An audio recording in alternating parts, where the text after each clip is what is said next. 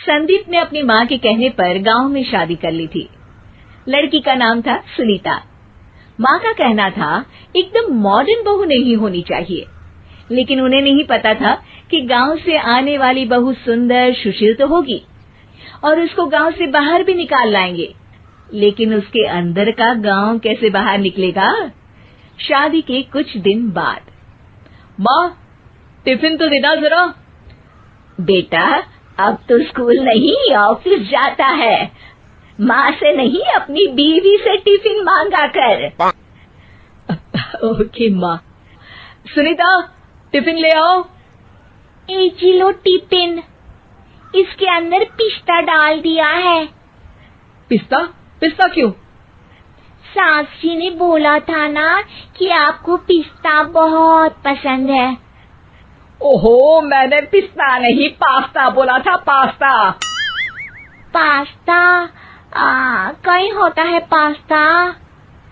अरे बेटी तू रहने दे, मैं बना दूंगी। अच्छा किया कि पाव भाजी बनाने का नहीं बोला, वरना किसी के पाव बना देती है। सुनीता को बुरा लगता है, लेकिन उसकी नादान हरकतें कम नहीं होती।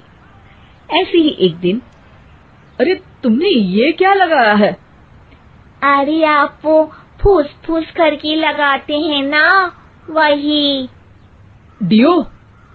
का दियो? किसको दियो? अरे वही ना जिससे खुशबू आती है। हाँ सही पकड़े हैं। अच्छा लेकर तो आना। कौन सा डियो लगाया तुमने?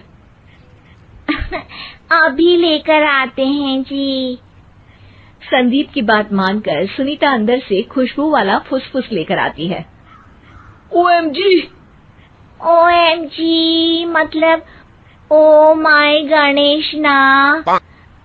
अरे ओएमजी छोड़ो, और ये खुशबू वाला फुसफुस की बात कर रही थी तुम? हाँ इसी की, फिर से सही पकड़े हैं। अरे देवी, लेकिन आप सही नहीं पकड़े हैं, ये डियो नहीं है। डियो नहीं है तो क्या लियो है? अरे ये रूम फ्रेशनर है, जिसको कमरे में छिड़कते हैं, खुद पर नहीं। कोई बात नहीं, माँ कहती थी आत्मा किराएदार है, शरीर एक किराए का कर्म। हम शरीर पे ये डाल लिए तो क्या फर्क पड़ जाएगा। अरे बहू, ओ बहू, मेरे लिए फल तो ले आ, फिर मैं बाजार जाऊंगी। सुनीता अपनी सास के लिए फल लेकर आती है। अरे बेटा, पपीता, तरबूज और सेब फल ऐसे कैसे खा लूं? काट कर तो ले आ। माँ जी, मेरे गांव में तो खेत से उठा के सीधा खा लेते हैं। अरे ये तेरा गांव नहीं है ना। अरे संदीप, तू ही कुछ समझा देना इसको बेटा। मैं कैसे समझाऊं माँ, ये तो माइक्रोवेव को भी भट्टी बोलती है। कल मैंने बोला हाय कैसी हो, तो बोलती है किसी को हाय नहीं लगानी चाहिए। अरे सुनीता, तेरा क्या होगा? अभी तो कैसे बताऊं माँ जी, अभी हम कुछ करेंगे फिर पता चलेगा क्या होगा, लड़का या लड़की। हे भगवान, कहाँ से आ गई है?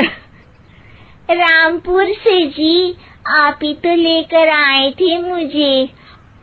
अरे मुझे माफ कर दो। पहले कोई गलती तो करिए जी, आपकी तो सारी गलती माफ कर देंगे हम। हाँ अरे बहू, मेरी बात सुन। फल यानी कि फ्रूट जब भी लाए ना तो काट कर लाना, ठीक है? जी ठीक है माँ जी, फल यानी फ्रूट यानी काट के लाऊंगी। सुनीता रोज ही कोई ऐसी हरकत कर देती जिसकी वजह से उसे घर में दो बातें सुननी पड़ती। एक दिन, माँ मेरे बॉस घर पर आने वाले हैं शाम को, उनका बर्थडे है, फैमिली साथ नहीं रहती उनके, तो यही पार्टी कर लेंगे। उनको अच्छा लगा तो शायद मेरा प्रमोशन भी हो जाएगा। मैं ना फ्रूट केक लाकर फ्रिज में रख दूंगी और तेरे साथ आज खाना मैं बनाऊंगी, ताकि जब साहब आए तो खाने में कोई गड़बड़ ना हो।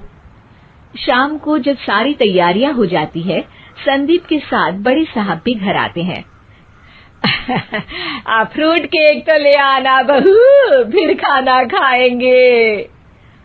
अरे इस सब की क्या जरूरत थी, आपने बुलाया वही काफी है। सर, आपका परिवार शहर में नहीं है तो हम ही आपके परिवार जैसे हैं सर। इतने में ही सुनीता फ्रूट केक लेकर आती है और बड़े साहब की टेबल पर रख देती है, और जैसे ही केक के ऊपर का बॉक्स हटाती है, ओह, ये क्या है? केक तो कटा हुआ है। मैं तो ऐसा नहीं लाई थी। आप मुझे शाबाशी दे सकती है माँ जी, मैंने ही केक काट दिया। आपने कहा था ना, फल यानी फ्रूट यानी हमेशा काट के लाना, तो फ्रूट केक भी तो फ्रूट ही है ना, तो मैंने पहले ही काट लिया। हूँ ना मैं समझदार। अरे बहू, ये क्या किया?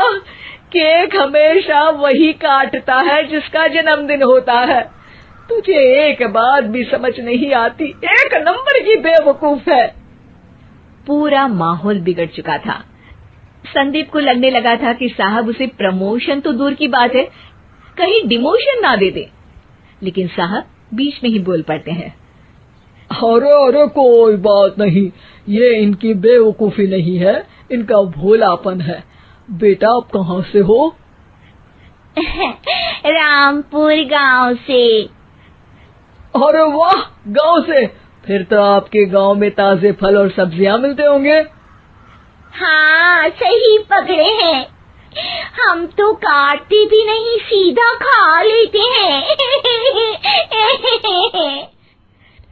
मैं ना एक बार तुम्हारे गांव घूमने जरूर चलूंगा। क्यों संदीप, ले चलोगे ना? मुझे गांव घूमना बहुत पसंद है। बस फिर क्या था, संदीप और सास दोनों खुश हो गए, क्योंकि साहब को सुनीता ने गांव की बात करके खुश कर दिया था। अब संदीप का प्रमोशन पक्का था। शिक्षा, कभी भी किसी भी गलती पर घबराना नहीं चाहिए। हो सकता है कि उस गलती की वजह से आगे बड़ा फायदा